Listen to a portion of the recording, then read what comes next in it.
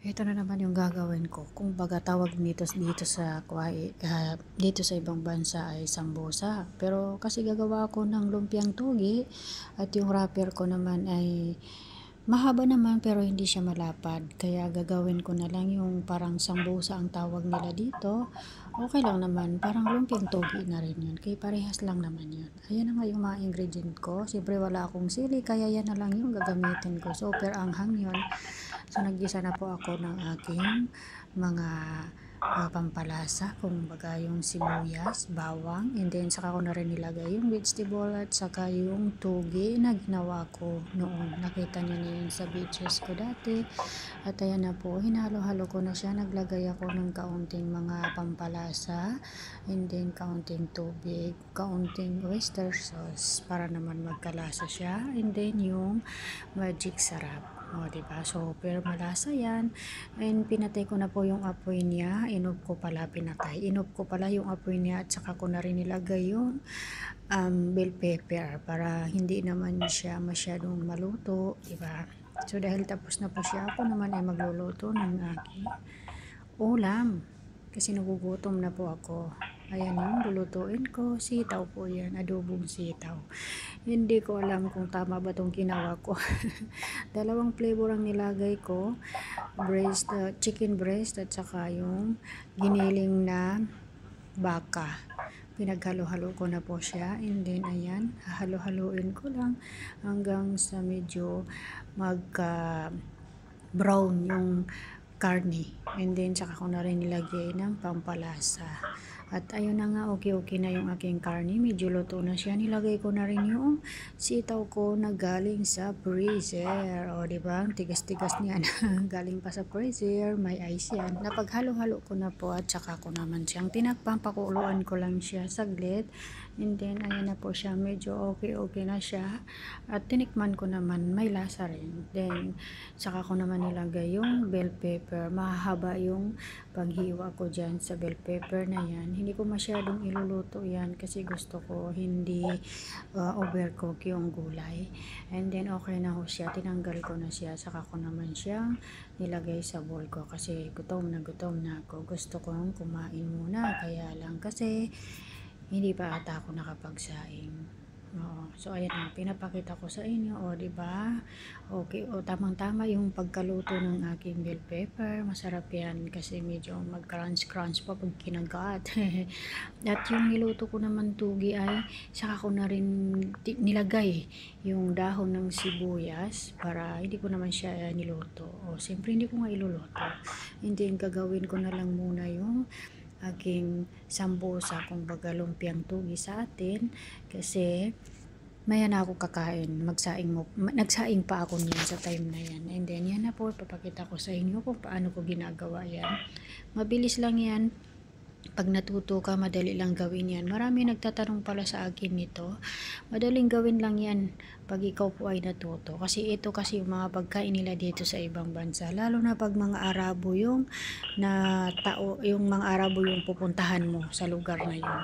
Nagbati na rin po ako dyan ng isang itlog lang para pandikit lang.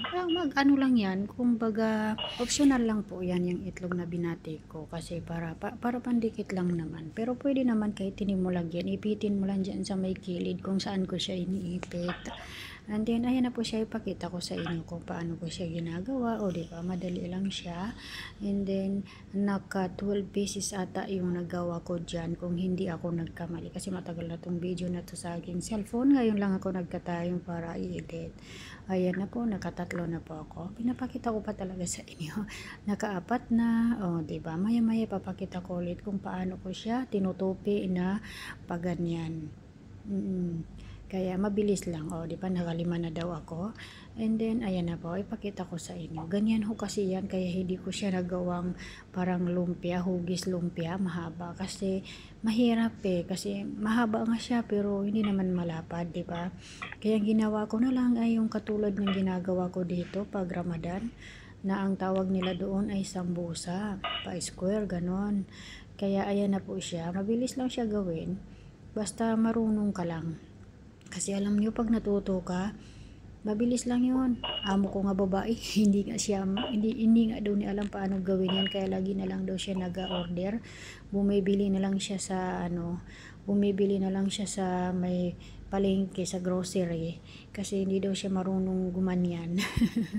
Mabilis lang naman to. Sanay na kasi ako kasi ito yung gawain ko sa Saudi noon. Oo, kaya minsan pa nga kulang pa nga itong ginagawa ko, mabili, mas madami, mas marami yung ginagawa ko nung nandoon ako. Pinapakita ko nga pala sa inyo yung aking natapos diyan.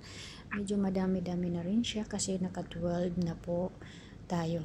Naka 12 pieces lang ako. Ako lang kakain yan kasi hindi naman sila kakain. Maanghang yan, super anghang niya. Masarap siya. Pang merienda or pang snack.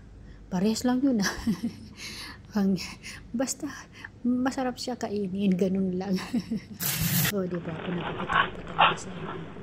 Then, nilagay ko na ho siya sa plastic.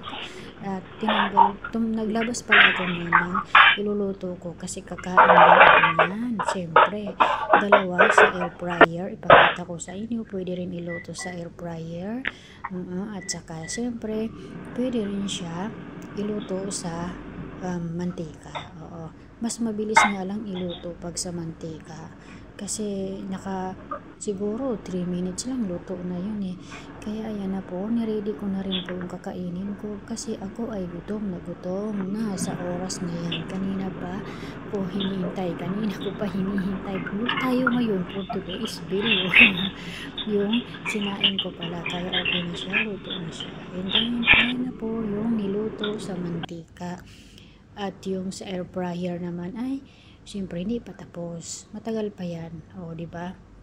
Pero tatanggalin ko pa rin yan. 6 minutes lang natitira pero tinanggal ko pa rin kasi medyo okay naman siya. Tumigas naman siya. Yun nga lang ay puti. Pero luto po yan. Hindi naman porket puti ay hindi luto. Luto po talaga yan. Ganon talaga sa air fryer kasi hindi ko siya nilagyan or pinahiran ng mantika. So, ayan na po siya, done na po siya. Kain po tayo, ipakita ko sa inyo kung paano siya crispy. O, di ba? Parehas lang. Yung niluto sa mantika ay napaka-crispy niya. Masarap din siya. And then, okay naman. Yun nga lang ay mamantika.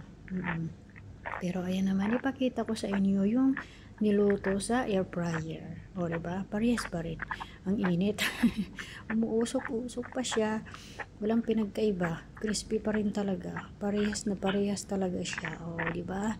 So, ayun na po. Medyo nagugutom na ako. Papakita ko lang sa inyo yan yung ginawa kong sambus ang tawag nila dito. Paulit-ulit lang tayo, no? Pero kung baga sa atin ay tugi.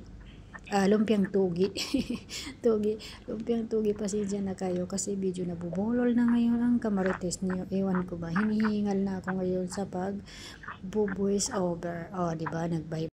At syempre, dahil tapos na yung ginawa kong tugi, ay lulutuin na natin para maitry. Charing, o, diba, ang bilis, nailuto ko na siya. And then, saka ko na rin nilagyan ng dahon ng sibuyas nung luto na. And ganyan lang po yung pagkagawa ko kasi mahaba yung wrapper ko tapos hindi siya malapad. Kaya ganyan na lang. Okay naman, parehas lang naman yan eh. So, ayun na nga, tapos na ako. And then, nakatatlo na, nakaapat na, nagka-anim na, o diba, nakalima na daw siya. And then, ayan na po kung paano siya ginagawa na pabilisan.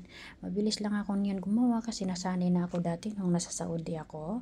Ganyan lagi ang ginagawa ko lalo na pag Ramadan. Kaya ayan, medyo mabilis-bilis lang ako gumawa niyan. Marami nagtatanong sa akin kay marami daw hindi marunong niyan. Bilis lang yan pag natuto ka. So ayan, nakailan na tayo and then naka 12 na. So tapos na po. Thank you for watching.